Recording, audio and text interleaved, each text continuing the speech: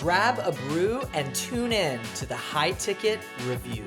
In each episode, you'll get a rewind of the misses, makes, and definitely magic of live high-ticket sales calls from a veteran sales consultant, Will DeShazo, who has held more than 15,000 calls and trained multiple 8-figure companies, all while developing a simple winning framework to close your next call.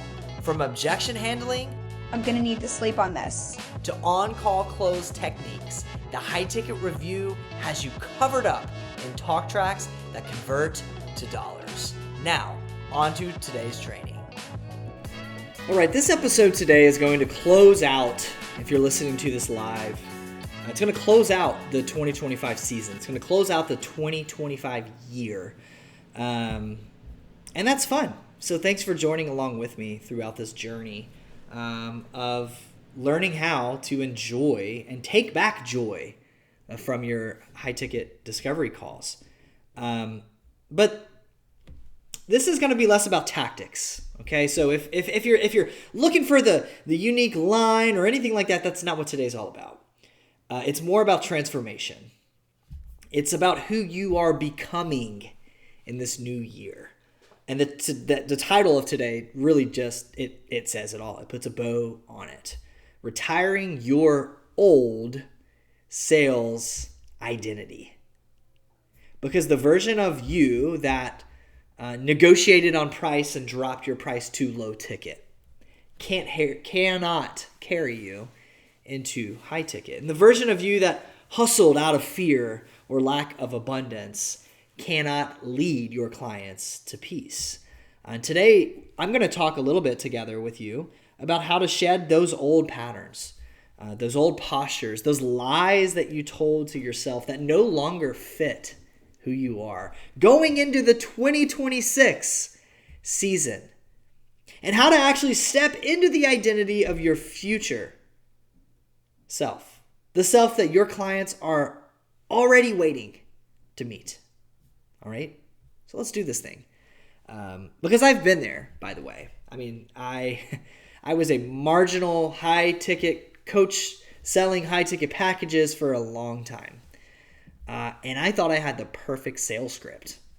I knew every objection, all the handlers, how to handle them by heart. I could recite the flow like freaking Beethoven reading music. Really. And for a while it was working. I was closing some deals. I was making some money. But something in me started to kind of ache. Started to kind of ugh, right? I'd hang up from a call. And even if they said yes, I'd kind of feel this lack of completeness, this lack of wholeness, somewhat sincerity even. And in a lot of ways, it began to feel like I was performing my way into the close. Not partnering my way there. And one day I got off a call and it was like perfect, actually. Like really, it was perfect right off the page. But I was empty. And I remember thinking, I think I might have just outgrown that version of me. I think we can celebrate that version of ourselves. It got us to where we are today. Like, let's not go off and kill it and not honor it.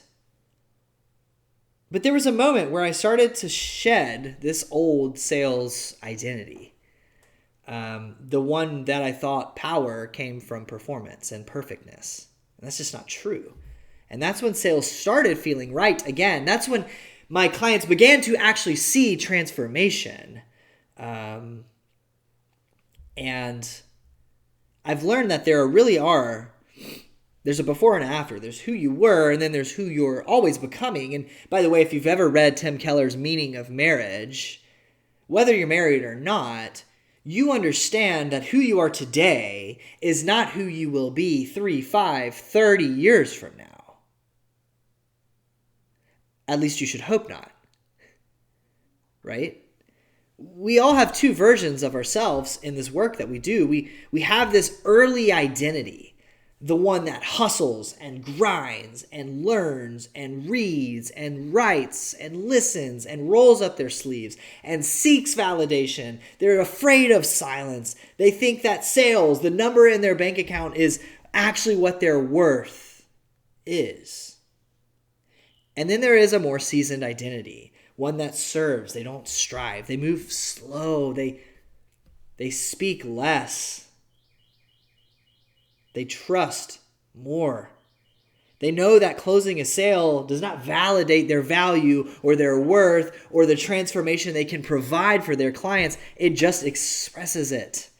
The goal is not to kill your old self. That version got you here. It's actually to thank them, because that scrappy version is what led you to this moment, stepping into 2026. It got you here. But they're not equipped to take you there. They're not equipped to take you there. And most people don't realize the biggest bottleneck in their sales, it's not their offer, it's not their script, it's not in how they describe it, it's not in how they listen. It's actually a problem with identity. There is friction in their own identity. And listen, guys, this is coming from someone who has had more than 13,000 of these conversations. So I have shredded and rebuilt multiple identities throughout this process. You may be trying to step into a new market with an old mindset, a new you with an old mindset. Now, there's a few identity frictions that I see most often. And by the way, I have gone through all three of these. One of them multiple times. I struggle with it. Can you guess which one? Here's one old sales identity. I have to prove myself. I have to prove my worth. I have to prove my value. I have to prove.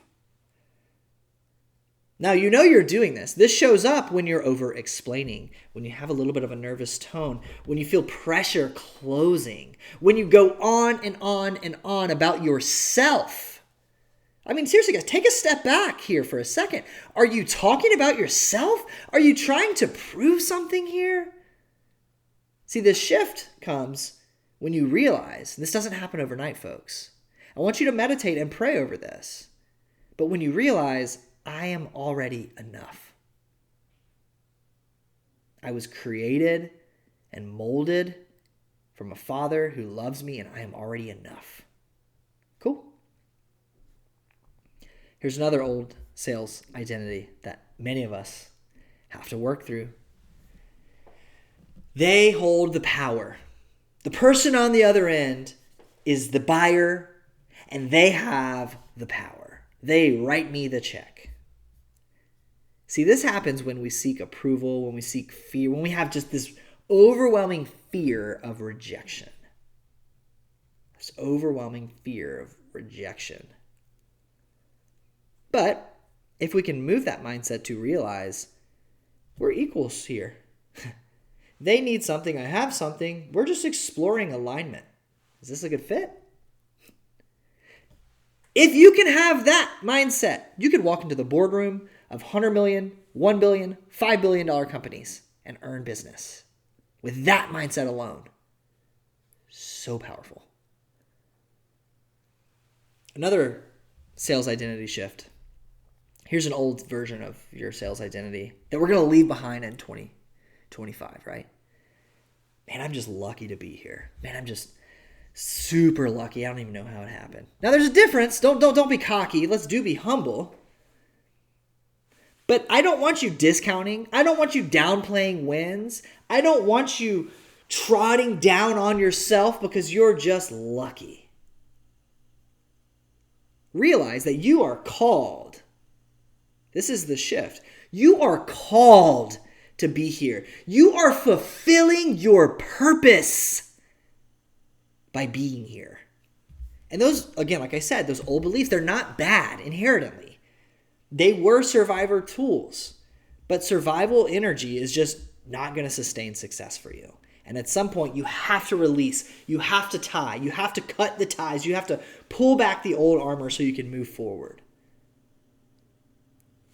And I talk to my clients a lot about your posture, right? Not just your scripts, your actual posture. Because who you are being on a call always speaks louder than what you're saying. I have had multiple salespeople that I've coached with big teams come and say, hey, his call is so different than mine. I want to do it like him because he's crushing it out there. And his close rates are way higher than mine. Can't I adapt? Can't I do what he's doing? My answer to them is, do you feel like you're putting on a different version of you, a fake version of you by doing that? Is it not you? Because if it's not you, don't do it. You need to be you on these conversations. What I'm talking about today is not changing you. It's becoming a better version, an elevated version of you. What you feed yourself, the energy bites, we'll call them cereal. Every morning you wake up and you dump energy out of the box, right? And you scoop it into a spoon, 3 or 4 energy bites, and you put them in your mouth. And you scoop it into a spoon, 5 or 6 energy bites, and you put it in your mouth. What is that you're feeding yourself? Is it lies? Is it your old sales identity that every morning you wake up and you feed yourself with that, and that old identity sustains you? Or is it truth? Is it the next version of who you are that you're feeding yourself going into 2026? I hope it's the latter. So there's a few practices you can embody as you step into this next level of yourself. Journal all of this. Journal it all. Guys, some of the closest I've ever been in my walk with Jesus has been when I prayer journal. And I'm currently not doing that, and I should. And I keep telling myself, you've got to. I'm working through reading the Bible in a year. First time I've ever done that, but I'm not prayer journaling, and I should. So write out prompts. Maybe write out, hey, the version of me who effortlessly closes and loves closing high-ticket clients believes what? Who is that? Finish that sentence every day of the week. Do that for a week. Do that for 2 weeks. Let your new identity begin to speak before your old one wakes up for the assignment. Right? Step 2, speaking as if. And I'm not into manifesting things, guys. Don't hear me say this. That's so woo. It's a little bit too woo for me. But I do want you to stop saying, I'm working to become, and begin saying, I am learning to embody this. That's a big difference. Language really does lead identity. And the words that you repeat become the walls that you walk within and around. So use them wisely. Don't tell yourself lies. Guys, act the part. I don't mean fake it till you make it. But before every call, spend 10 minutes, spend 5 minutes sitting up, breathing deep, imagining that you are the best version of yourself. You are a coach walking into the room to counsel, to listen, to meet this person where they are today. How would that version of you sound? How would they listen to that version of you? That's not pretending. That's practicing being present with your prospect. And once you begin operating from this new version of yourself, from this new elevated identity, y'all, I'm telling you, everything begins to change. Now, this is not an overnight fix, folks. This is not a January fix. This is not a January 1, I'm going to put on my old and take off my new. Guys, it is actually not that. But you will notice you'll stop chasing outcomes. You'll start inviting in alignment. Calls will feel lighter. Silence feels okay. It feels safe. And your clients are going to feel it too. People can sense when you stop trying to convince and you started embodying confidence and spreading that like thick jam onto their toast. You see? That's when selling becomes serving again. And it can be that for you. So here's my invitation I want you to leave today with. We're 13, 14 minutes in today. Retire your old sales identity. Do it with gratitude. It's okay. We want to honor that. Thank them for their hustle. Thank them for their grit. Thank them for their just willingness to roll up the sleeves and force their way through. But if you're willing and you're ready, Step into this new chapter, the one where authority feels really light, the one where your words carry peace and your success, it doesn't surprise you at all. It just happens. Clients say yes. How does that feel? You're not becoming someone new. You're really remembering who you actually are.